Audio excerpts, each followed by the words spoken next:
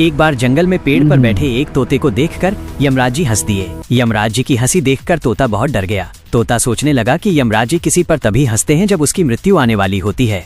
डर के मारे वो भागता हुआ अपने मित्र भगवान विष्णु के वाहन गरुड़ जी के पास पहुंचा। तोते ने घबराते हुए कहा, गरुड़ जी, अब मेरी मृत्यु निश्चित है। यमराज जी मुझे देखकर हंस रहे थे।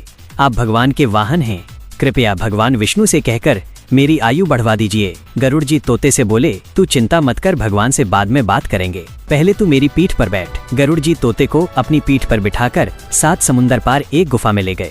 वहां पहुंचकर गरुड़ जी बोले, तू कुछ दिन यहीं रुक जा, यहाँ कोई नहीं आता।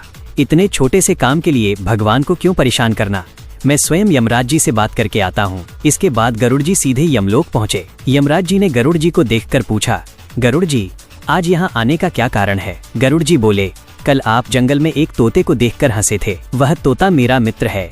यदि आपकी कोई योजना है तो कृपया उसे रद्द कर दीजिए। यमराज जी मुस्कुराए और बोले, मैं उस तोते पर नहीं, उसके भाग्य पर हंसा था।